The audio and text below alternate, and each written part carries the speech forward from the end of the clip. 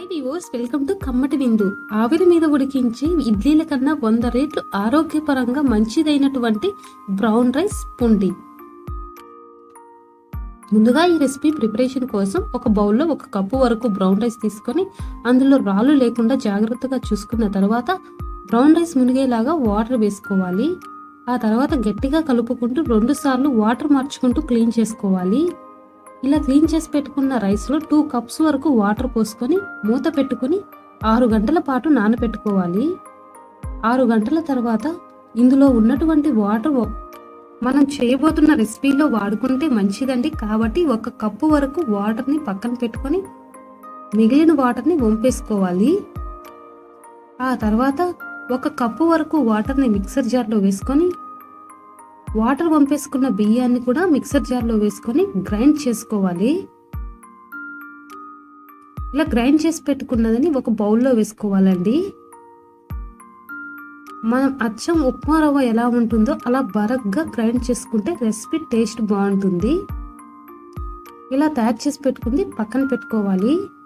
ఫ్రెష్గా ఉన్నటువంటి హాఫ్ వరకు కొబ్బరిని తీసుకొని సన్నగా కట్ చేసుకొని మిక్సర్ జార్లో వేసుకోవాలి. ఇలా కొబ్బరి పలుకులు స్మూత్ పేస్ట్ అయిన తర్వాత 1/2 కప్పు వరకు వాటర్ పోసుకొని మరొకసారి గ్రైండ్ చేసుకోవాలి. ఇప్పుడు ఒక బౌల్ తీసుకొని స్టైనర్తో కొబ్బరి పాలను పిప్పి నుండి సపరేట్ చేసుకోవాలి.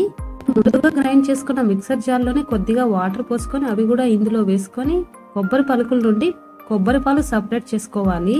ఇలా పట్టుకున్నప్పుడు డ్రైగా ఉండింది అనుకోండి, కొబ్బరి పాలు సపరేట్ అయిపోయినట్టే. కొబ్బరి పాలు పక్కన పెట్టుకోవాలి. ఇప్పుడు స్టవ్ ఆన్ చేసుకుని 2 table spoon oil, 1 table spoon ఆవాలు, 2 గ్రీన్ చిల్లీ, 1 ఇంచ్ అల్లం, 2 టేబుల్ స్పూన్ ఉద్దిపప్పు, కరివేపాకు రెమ్మలు కూడా వేసుకొని 2 నిమిషాల పాటు వేయించుకోవాలి.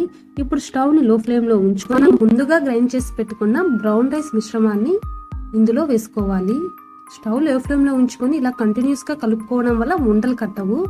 ఆ తర్వాత 1.5 కప్పు వరకు కొబ్బరి పాలు వేసుకోవాలి.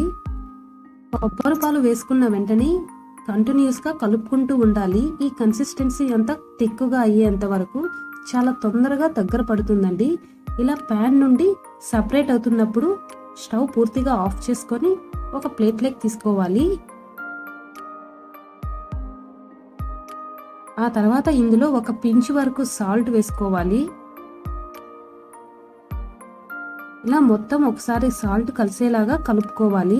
చాలా వేడిగా ఉంటుంది కాబట్టి కలుపుకునేటప్పుడు ఇలా చల్లగా ఉన్నటువంటి వాటర్ అద్దుకొని కలుపుకోవచ్చు.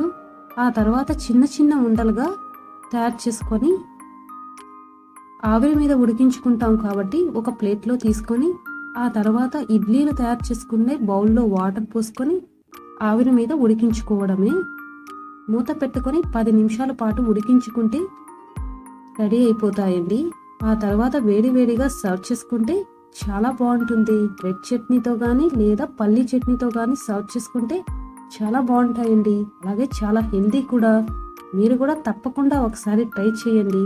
అలాగే నా ఛానల్ని ఫస్ట్ టైం చూస్తున్నట్లయితే సబ్స్క్రైబ్ చేసుకోండి. Thanks for watching.